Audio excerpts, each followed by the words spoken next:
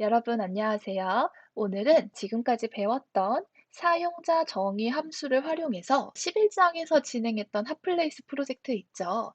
그 핫플레이스 프로젝트를 사용자 정의 함수로 재구성해 보도록 하겠습니다. 11장에서 우리 이미 다 잘 끝냈는데 굳이 사용자 정의 함수로 재구성해야 하는 이유가 있나요? 라고 물으시면 저는 이렇게 말씀드리고 싶어요. 사용자 정의 함수를 사용하는 첫 번째 이유는요. 공통적인 부분 있죠. 공통적인 부분을 딱 한 번만 만들어 놓고 나중에 이 기능이 필요할 때마다 호출, 또 지난번에 만들어 놓은 거 다시 호출 이런 식으로 컨트롤 C, 컨트롤 V를 하지 않고도 그냥 호출하기만 하면 되니까 코드의 양을 아주 많이 줄일 수가 있고요. 또 두 번째, 반드시 공통되는 부분이 아니라 하더라도 기능 단위로 함수로 묶기도 해요. 그 이유는 뭐냐면 프로그램의 흐름을 더욱더 파악하기가 쉽기 때문입니다. 밑에 진행을 하면서 설명을 드릴게요. 들어가기 전에 이 핫플레이스 프로젝트 재구성 부분은요, 11장에서도 했듯이 이 데이터 양이 너무 커가지고 구글 콜앱에 업로드하는 시간이 굉장히 많이 소요됩니다. 그러니까 구글 콜앱이 아닌 주피터 노트북에서 진행하는 거를 꼭 권장드리고요. 저 역시도 지금 주피터 노트북에서 진행을 하고 있죠. 네, 한번 그럼 볼게요. 제가 핫플레이스 프로젝트를 기능 단위로 쪼개봤습니다. 이렇게 기능 단위로 쪼개보니까 그렇게 길었던 코드가 몇 개로 압축이 되냐면 6개로 압축이 돼요. 물론 이거를 그대로 함수로 구성하는 건 아니지만 한번 그냥 봅시다. 첫 번째, 이 파일 읽기 코드가 굉장히 길잖아요. import CSV부터 시작을 해서 오픈한 다음에 CSV.reader도 하고 그래야 되는데 그 긴 코드를 간단한 사용자 정의 함수로 끝낼 수가 있어요. 그래서 함수를 만들어 놓으면 한 번 호출하면 되니까 실제 프로그램이 진행되는 부분을 보면 아, 이거는 파일을 읽는 부분이구나. 아, 여기에는 행정동을 입력받아서 그 행정동에 해당하는 행정동 8자리 코드를 찾는 부분이구나. 아, 이 부분은 하위 목표 1을 수행하는 부분이구나. 이런 식으로 프로그램의 흐름을 굉장히 쉽게 한눈에 확 들어오는 장점이 있죠. 그래서 그 사용자 정의 함수는 공통된 기능을, 중복되는 기능을 한 번만 정의해 놓고 재사용하는 목적도 있지만 프로그램의 흐름을 조금 더 쉽게 파악하고 기능을 서로서로 분리해 놓는 독립성을 위해서도 사용을 합니다. 네, 그래서 저는 지금 크게 6개를 해봤는데요. 이 6개 안에도 또 세부적인 기능들이 있어요. 그래서 그 기능들이 어떤 것이 있는지를 잘 분석을 해야 무엇이 공통되는지, 무엇이 분리되어야 하는지를 잘 파악할 수가 있거든요. 그래서 제가 이렇게 분리를 한번 해봤습니다. 지금 파일 읽기는 크게 3가지 기능이 필요합니다. 인구 데이터 파일도 읽어야 되고, 행정동 코드 파일도 읽어야 되고요. 이 2개 파일을 CSV로 처음에 읽어드리면 문자 타입일 거기 때문에 문자 타입으로 저장된 숫자를 다숫자로 변환을 해줘야 되겠죠. 그래서 그게 이제 이 파일 읽기에 다 해당이 됩니다.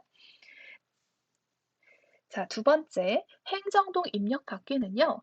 그냥 이 행정동을 입력받고 그 다음에 코드 언더바 데이터에서 입력받은 행정동 이름에 해당하는 8자리 행정동 코드를 알아내는 거죠. 그래서 여기까지는 크게 중복이 된다거나 그런 거는 없습니다. 자, 그런데 이제 하위 목표가 살짝씩 중복이 되는 게 있어요. 11장 할 때 했던 코드를 잘 보시면 2가지로 이렇게 구성이 되어 있어요. 첫 번째는 시간대별 인구 리스트를 구하는 거고, 두 번째는 이 3-1에서 구한 인구 리스트로 꺾으선 그래프를 그리는 겁니다. 하위 목표 2에서는요, 평일과 주말의 시간대별 인구 리스트를 각각 구한 다음에 그 다음에 이 2개의 리스트를 가지고 꺾은선 그래프를 그려요. 지금 눈치 빠르신 분들은 아마 이거 중복되는데? 라고 이제 생각을 하셨을 텐데요. 꺾은선 그래프 그리는 거 있죠, 요거. 요거 2개가 중복이 되죠. 근데 잘 보니까 하위 목표 3에 있는 마지막 부분도 남녀 시간대별 인구 그래프 그리는 부분도 이 그래프를 그리는 부분이 지금 중복이 된단 말이죠. 마지막 여기에서도요. 이 두 개의 행정동을 비교하는 그래프를 그릴 때에도 역시 이 꺾음선 그래프를 그리는 게 중복이 됩니다. 자, 그래서 중복되는 거 우리 하나 찾았어요. 지금 이 3-2와 4-2, 5-2, 6-3이 그래프를 그리는 게 중복이 되는구나. 그럼 이거를 하나의 함수로 만들 수 있겠죠. 그래서 요거 하나의 함수로 만들 수 있습니다. 그리고 하나 더 해볼게요. 지금 우리가 비교할 지역의 행정동 이름도 입력을 받아서 행정동 코드를 알아내야 되죠. 압구정동이랑 역삼이동이랑 같이 그래프 그렸던 거 기억나시죠? 지금 여기는 역삼이동에 해당하는 비교할 지역의 행정동 이름을 입력을 받으면, 그러니까 역삼이동을 입력받으면 역삼이동에 해당하는 8자리 행정동 코드를 알아내야 하는 기능입니다. 요거 어디 있지 않았나요? 요 비슷한 기능? 어디에 있었죠? 여기 있었죠. 2-1에. 그래서 2-1과 6-1도 중복되는 면이 있어요. 이제 이것도 사용자 정의 함수 하나로 만들어서 여러 번 재사용할 수 있습니다. 나머지는 중복되는 부분이 없어요. 자, 그래서 정리를 해보면요. 제가 이렇게 해놨는데 공통적인 기능은 하나의 함수로 묶을 수 있습니다. 자, 우리는 이제부터 단축키를 만들 건데 그래프 그리는 단축키를 만들 겁니다. 자, 그 이름은 그래프 언더바 플랫이라는 단축키예요. 그리고 제가 방금 말씀드렸던 이 행정동 이름을 입력받으면 그에 해당하는 행정동 코드 찾아내는 것도요. 하나의 단축키로 만들어 보겠습니다. 동 언더바 서치라는 사용자 정의 함수를 사용을 할 거고요. 이거는 행정동 이름을 입력을 받으면 그에 해당하는 코드를 알려주는 그런 함수입니다. 자, 그리고 요것 이외에는 이제 다 독립적인 것이기 때문에 각각을 함수로 구성을 하면 됩니다. 첫 번째 파일 읽기는 요거를 그냥 그대로 통째로 파일 언더바 오픈이라는 사용자 정의 함수로 만들면 되고요. 두 번째, 행정동 입력 받는 거는 아까 동 언더바 서치로 이제 우리가 끝냈고, 하위 목표 1은요. 지금 하위 목표 1에 두 개의 기능 중에 밑에 것만 공통된 기능이라서 함수로 사용이 된 거거든요.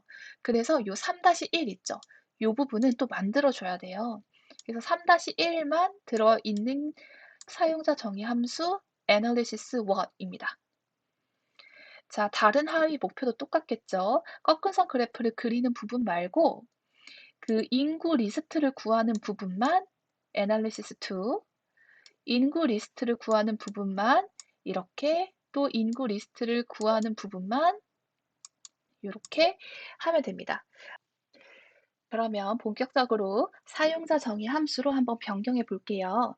우리 이미 기능적인 부분은 다 구성을 해놨기 때문에 큰 부담 없이 그냥 사용자 정의 함수의 매개 변수, 그러니까 사용자 함수에 전달되어야 되는 값, 그리고 사용자 정의 함수가 함수 외부에 전달해야 하는 값 위주로 이 재구성을 하면 조금 쉽게 느껴지실 거예요.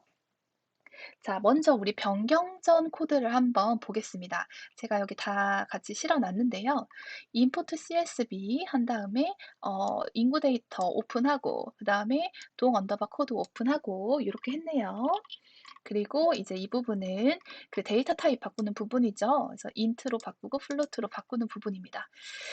자, 그러면 파일 언더바 오픈을 우리가 설계를 해야 되는데, 설계를 할 때는요.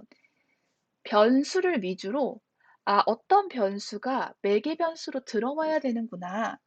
어떤 값이 반환값으로 나가야 되는구나. 함수 외부로 반환을 해줘야 되는구나. 요거를 중점으로 보시면 돼요.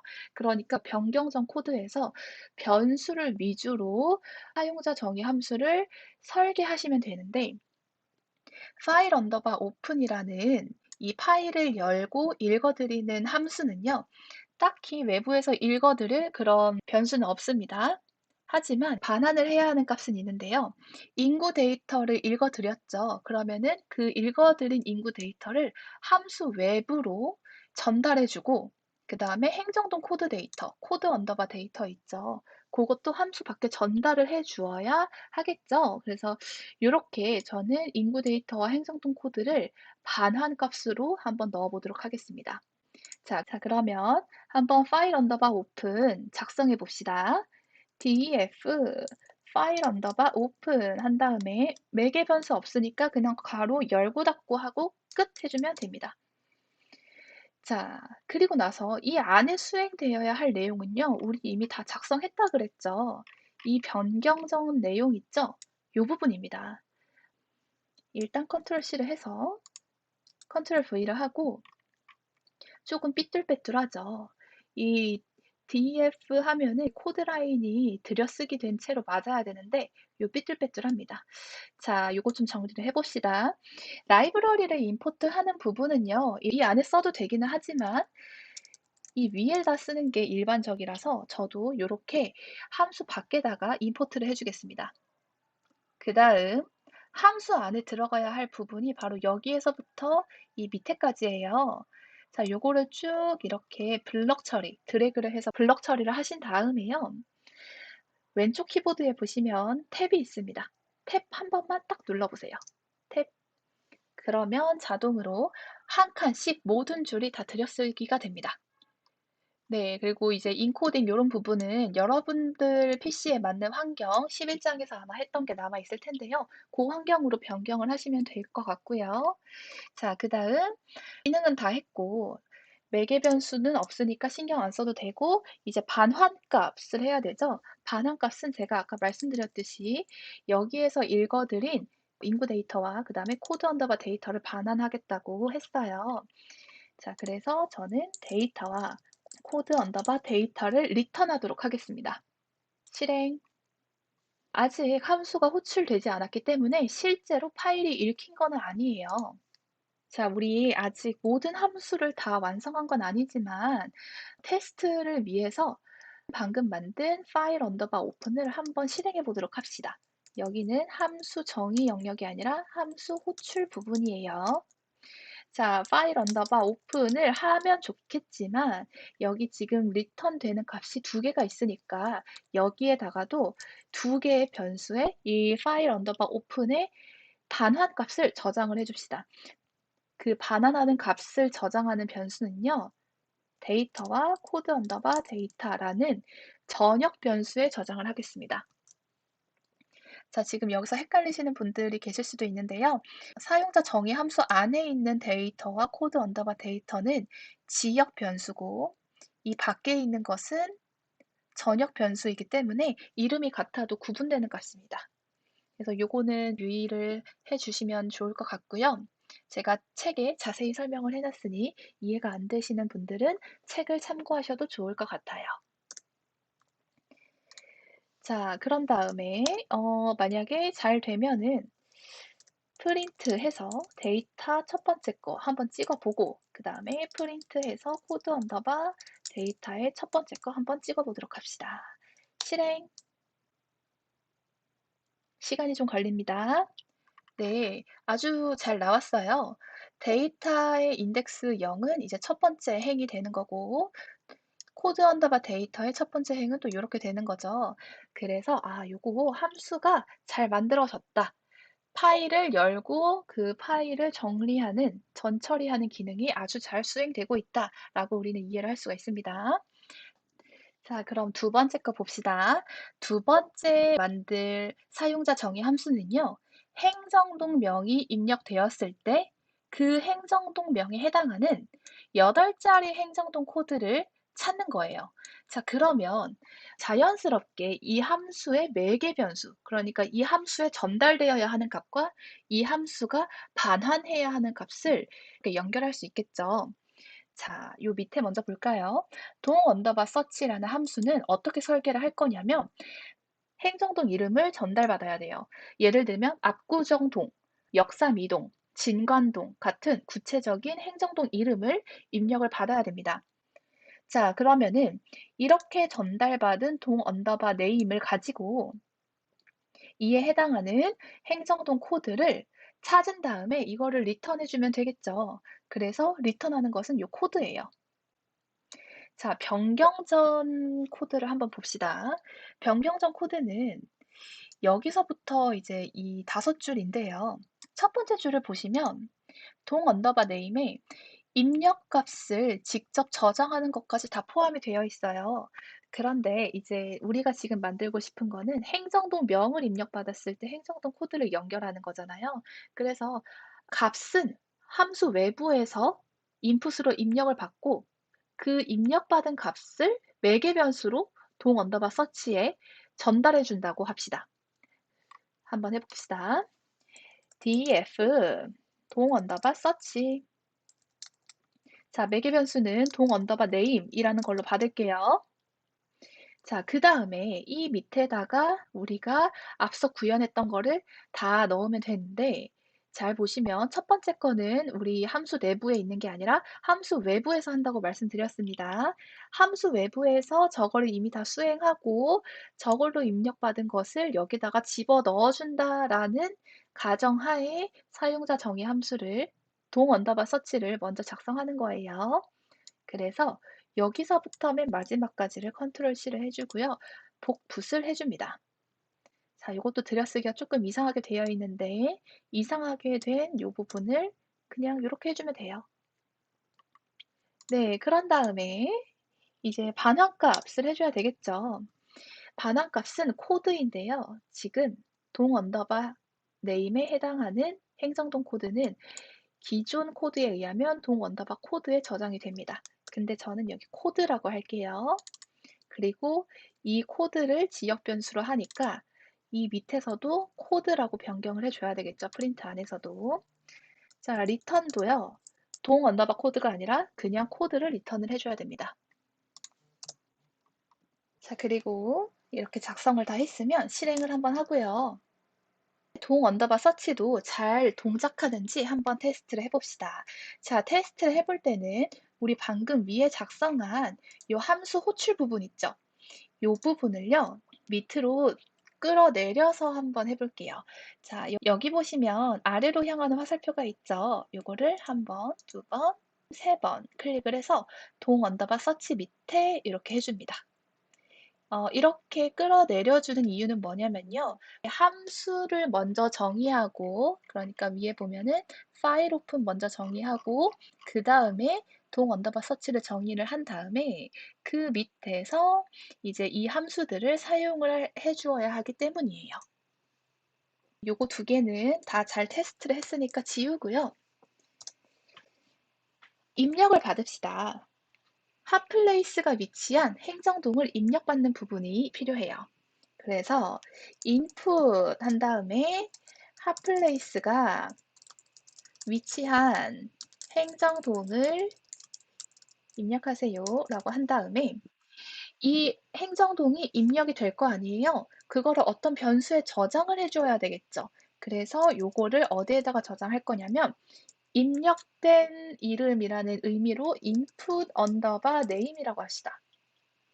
그래서 만약에 압구정동이 입력이 되면 input 언더바 name이라는 변수에 압구정동이 저장이 될 거예요.